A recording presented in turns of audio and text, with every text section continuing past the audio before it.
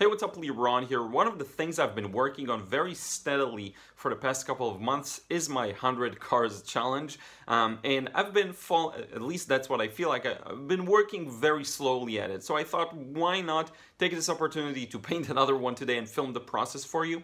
The main takeaway here is painting in an approach that's a little more patient and a little more realistic in a way. Building things up a little slowly and making sure to get a good flow and accuracy and values, and also not going too dark. That's going to be a big part of this one. So without further ado, let's get to it. So I skipped the drawing stage. You will find a picture of the drawing stage, a link to it in the description box below if you want to recreate it. Now here's the big idea for me. As I want to work on this patiently, I'm going to first start with a layer that covers everything but the highlights. Now this is quite similar to what I usually do, but this time I'm going a little lighter. Okay, I'm keeping this one light, knowing that I'm gonna come back with a bit of a darker wash later on to create some more separations, if you will. And a lot of the watercolor painting process is about that. And it's a concept I haven't talked about in a while, and it may seem overly basic to some, but it is worth repeating because really the basics are what matters. So as we paint from light to dark, what we're doing is constantly creating another separation and value. So first you start with the paper white. By painting half of the painting or a part of it, you're basically establishing the highlights. Whatever I'm going to leave white is the highlights. Then I'll create another layer for slightly darker areas, and that'll create further separation within those light darks that I had from the first wash, which is what I'm working on now. And as it goes on and on and on, I'm adding more and more darks to it. Now what I'm doing right now requires a lot of focus because I have to keep being aware of all of the edges. I have the edge on the right that I don't want it drying on me. I have the edge on the car itself that I was very clever to just put it in there boldly. So here I am going in and adding some more to that to make sure it doesn't dry. Now notice how I'm connecting at this stage the car with the background, okay? Now I am skipping that highlight, which is the fence to the side of the road. I will add it later on. Quite honestly, I was just at the spur of a moment, I was like, I'm gonna paint over it, it doesn't matter. But honestly, if I'd done this again, I might have skipped that as well. The thing is, it worked in my favor because if I leave it now light, it would have taken a lot of attention away from the car, which I don't want. Now notice one important factor here. The backside of the car that I'm shading, I'm not using the same color for the background. Okay, the background is a bit of a golden green kind of color, which makes sense because I've been using the yellow and the blue and a bit of red. And then the car is more towards the bluish gray, okay? So I love this stage where you create a separation of temperature, of color, but you keep the values connected and you keep the shapes connected, really. Because look at the back side of the car, it's almost fully connected with the background. I'm gonna make that connection in just a moment. The thing is, I am thinking about where I can paint and where I can't paint. Again, with these complex shapes, it's fine if you work shape by shape, and I do encourage it because when you're getting started, it's just hard to control everything. But as you advance, if you can make those connections, it can be much, much better, okay? Now we do have some edges to take care of. Notice all of the left edge is kind of blurry, so here I am trying to blend it away. And some of it has started drying, but I did manage to do that in time and get some kind of a soft edge there, okay? Now this is pretty much it for the first wash, but there are a few components I still need to work on. So there are some shadows around the tires that I'm going to put in now. We do have the shadow of the back shield of the car. We do have the windows to the side. We do have that sign up top of the taxi that shows it's an actual taxi. So all of these matter, all of these are important. The sign actually says Or Yehuda, which is just a small city in Israel, so it's funny, close to where my parents live. And I took this picture. I actually painted this very same scene and posted a video on TikTok, and a lot of people commented that they recognized the place. So it's probably my top viewed video up till now on TikTok. Notice how, again, I'm doing all of the small, very weak shadows you see on the car, and it's not shadows, my mistake, it's reflections. All of these do matter. It is important to get them in. To the side, there is this reflection of the mirror on from the left side of the car onto the body of the car. That we have that glass again at the back, and in fact, this entire back side is going to be a little shaded. So here I am going and shading it. Now, one thing I have to be careful here is not to touch the background, because the background is like 70% dry, and if I'm going to touch it now with another color, or even the back of the car, by the way, not just the background, it's going to create these weird cauliflowers, and I came really close to having some massive ones you see here. This doesn't matter as much because I will cover it with a slightly darker wash, but try to avoid these. It could be a disaster if you go a little too far sometimes. So now into that, that's gonna come later actually. So I first established the slider shadow on the top back of the car. Now I'm gonna put in that sign of the taxi. Now with the sign, I went a little too strong in the beginning, and then I kind of corrected, but I ended up overcorrecting and lifting back too much of it. So you will see me darkening it later on. But the key here is that I don't want it too bright of a yellow. I still want the yellow to have some nuance in it. That's Ruth, by the way. I still want the yellow to have some nuance in it, and perhaps some even gray in it, you know.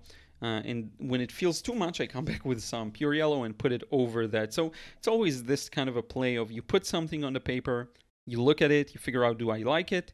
If you do like it, you leave it, and if you don't like it, you just lift it up, or you do wet in wet and get rid of it. Okay, that's a really important point to have in mind. You can always play with what's already on paper. And as we continue this process, you will see me do this with multiple sections. Okay, I always like to make the most while the paint is still wet, to make sure that it's what I wanted, what I planned.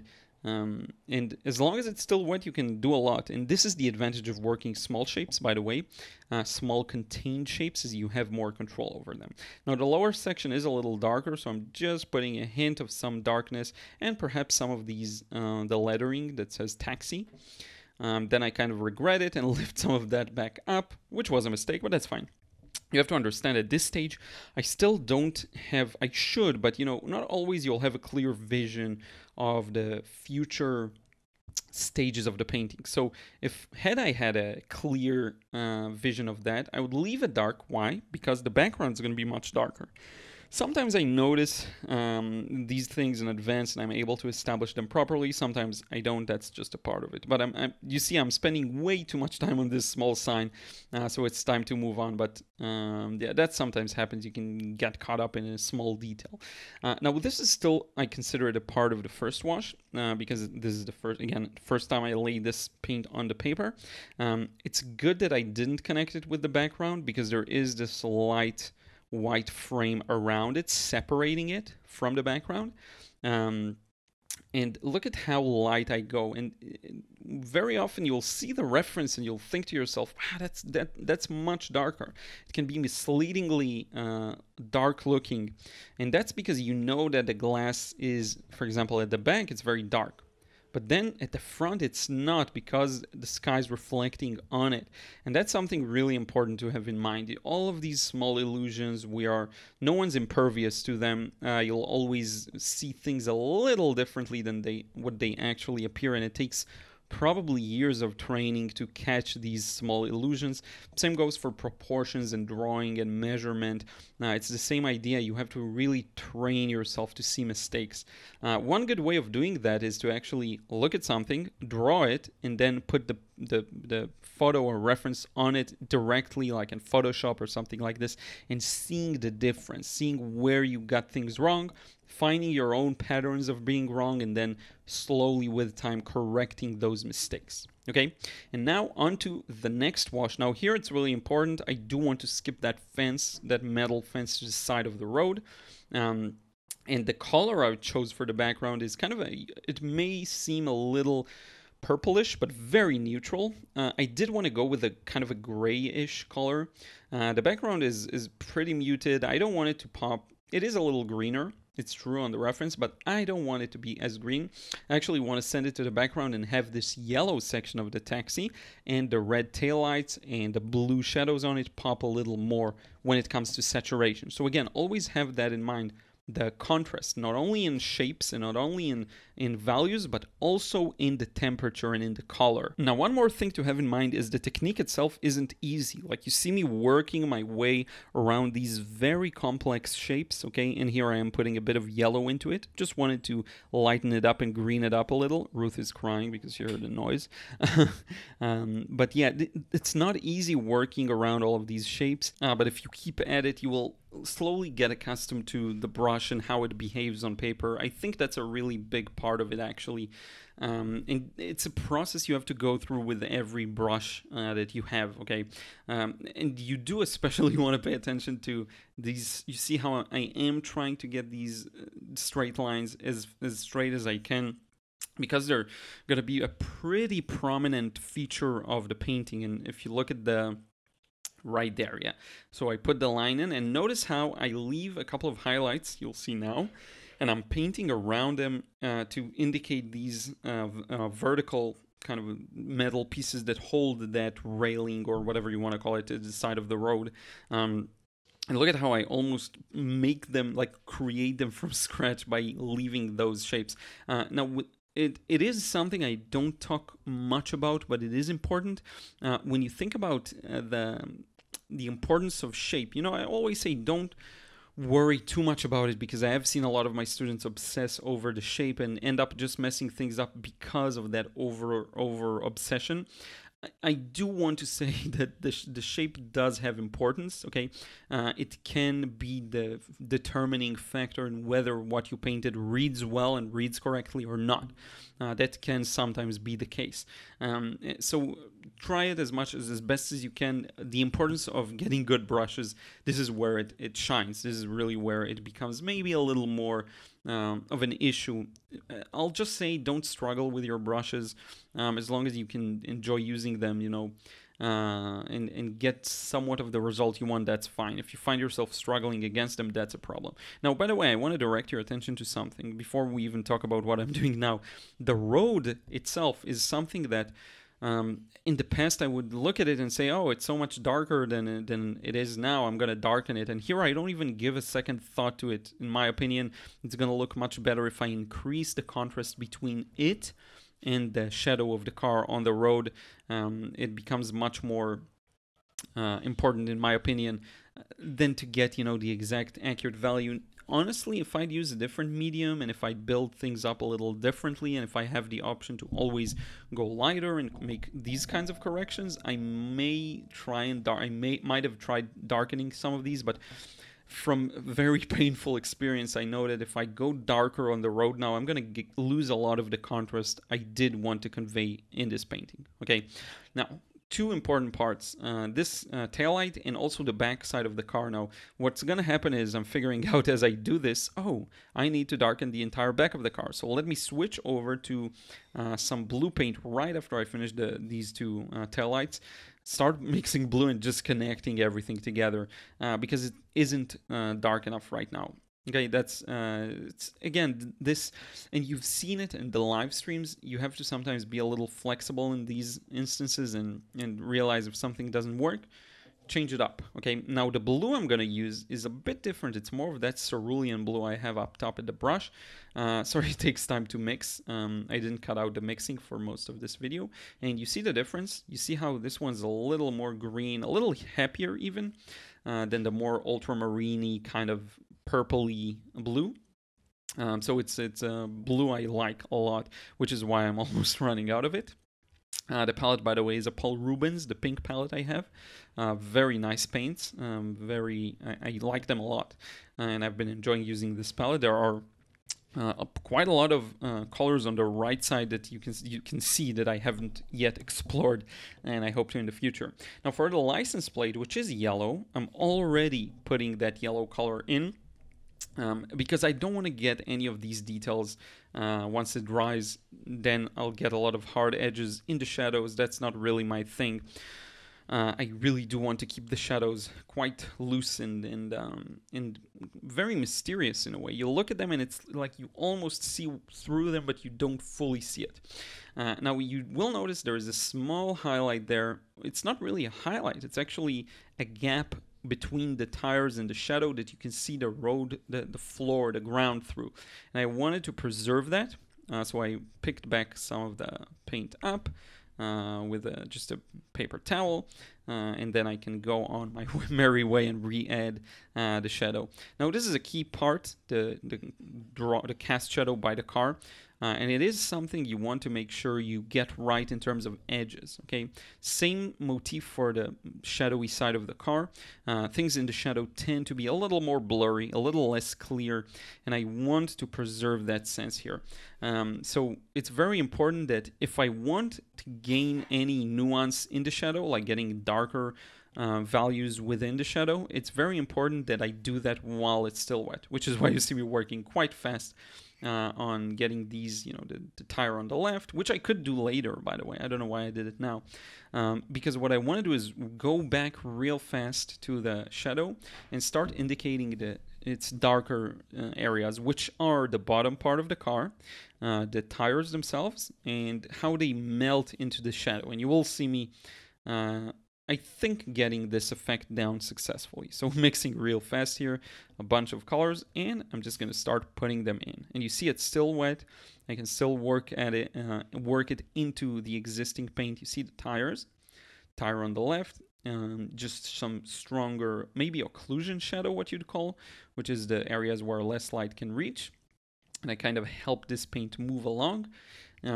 But again, I didn't just go over the entire shadow. There are some gaps and areas that stayed a little lighter.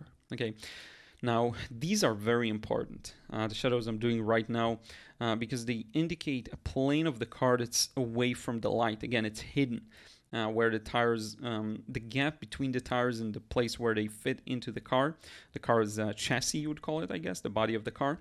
So that was a very important shadow to get. And now if you look at the plates on the tires, they're also a little shaded. So that's something that you also want to pay attention to. They're a little darker. And that's something I will get later on. Right now it kind of sticks out to me as not a part of the painting in a way. It's not clear enough. You'll see. Now I'm going to put in that mirror. Part of the beauty of that mirror is the white gap up top. That's gonna make a separation between that and the background. I like these kinds of effects. And while I'm at it, you'll notice that there are a couple of shadows under the frame of the window, I guess, and at the back of it like that. So here we go, and that kind of finishes up the left upper section. There are a couple of shadows down here, you see, and now into the tires and also under the door handles. These are really important as well, and I didn't get them dark enough yet.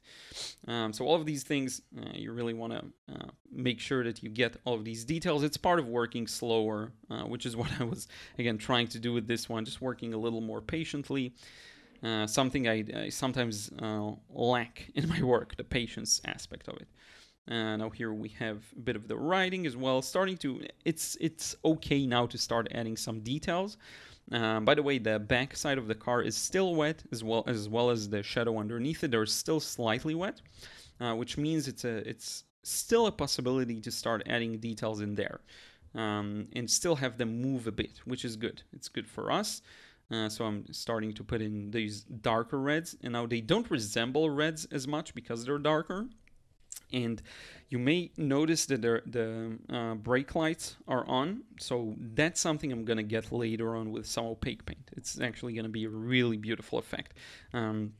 The reason I'm so familiar with this car is that, again, I already painted it for a TikTok video and just for myself. It was a very slow process, and I really became more familiar with it then. Now repainting it, I'm kind of noticing some mistakes I did back then, and I'm able to catch these things a little faster. Now I'm just going over the license plate once again, just to make its shape a little clearer. A little yellower too. I have exaggerated some of the colors, so it is a little, again, more saturated than it is in the photo. In the photo, it's kind of a dark gray brown. You don't even see it almost as a license plate. But I did want to really show that that's what it is. The sign up top should be darker. Hopefully I'll notice that. I don't honestly remember if I darken it or not. and you see me thinking. You know, a lot of this process is the thinking behind it. And, you know, it's fun to sometimes just tackle the reference directly head on without thinking too much. I like the spontaneous part of that approach and kind of the I'll deal with whatever comes and whatever challenges I encounter. But I do think there is a lot of merit to doing this as well, combining these two different approaches. You know, doing it kind of like a show, putting on a show and working fast and spontaneously is fun, but for me and for the results I want, very often I feel like it's just not enough. And if I do too much of this more spontaneous and quick painting approach, I find that I feel like something is missing in my artistic life, really. I find that I miss the more accurate results as well. And if I do too much of the accurate results, I feel like it's becoming stale and I'm not having as much fun. So it is a double-edged sword, or rather two sides of the same coin that you want to practice both. Now here I'm adding just a few small touches to the left side mainly of the car, like this shadow that is important because it does help us establish the shape of that rounded edge of the back of the car. And it's especially important for me to blend some of these edges. So you'll see me do this in a moment. I'm kind of drying the brush, and then I'm blending the edge. I'm also blending the existing edge of the back of the car that I should have made more blended. So essentially I'm lifting and blending, which is possible. Even on this paper, even with colors that stain, it is a possibility. Even though mistakes are a little harder to fix in watercolor, admittedly, it is not impossible, and especially if you sometimes use a tissue and so on. So now I have some beautiful cadmium red by Shinhan PWC. I think it's cadmium red or something similar, and I'm using it straight out of the tube. This is watercolor, it's not gouache. And it's really nice looking, as you can see. It just adds an element of brightness to it. Now, it's not bright enough, so what I'm going to do is come back with a bit of white on top of it. You'll see it. It's going to look really cool. Because sometimes the taillights are so light that I don't have the fitting red to get that same effect. So you see me, I'm kind of mixing into the red a bit of yellow, a bit of this yellowy white, really. Putting a bit of the detail on the car's logo. And also you'll see me putting a bit of this white color on the bottom left corner as well of the car. There is this highlight there that I kind of missed and painted over. So you'll see me get that in just a moment, and that really helps to create the shape of the car in a clear and clearer way. I'm actually going to do this after signing, I believe, because I forgot. Now you see next to the top of the car there's these two, I don't know what these are, but maybe it's a preparation to install something on it that carries, you know, bicycle or suitcases, but you see these two lighter bumps there that I wanted to add. So I'm going to sign this, and then I'm going to notice that notice the back left tire. To its right, there is this strong highlight that I haven't gotten right next to the shadow. So this is what you're going to see me do in just a moment. But we're really done. This is all the process. Just going to add a bit of, here we go. Yeah, I'm going to put it now. And after that, it's going to be almost a done process, and we're going to remove the tape and everything, and it's going to be really fun. But I also wanted to give you an up-close look at the reference photo itself. I think the drawing stage also was quite important for getting this to look accurate. I really put my time into the drawing stage, making sure everything is tip-top, like really accurate. And you will find it's just another element that helps achieving that realistic impression. So in any case, with that, we're done. I hope you enjoyed this final result. Now let's wrap it up. So thank you so much for tuning in. I really appreciate it. I know cars aren't everyone's cup of tea, but I hope you gained some good principles that you can apply to your favorite subject. You know, analyze it, figure out where the light is, where the shadow is, how you'd like to simplify it, how you'd like to edit it in a way that will be interesting and efficient for the viewer to convey the message you want quickly and simply. I hope you enjoyed it, and once again, thank you so much for watching. Don't forget to check out my frustration-free watercolor course. Link is always in the description box below if you want to learn how to paint like me, and I will see you in another vid real soon.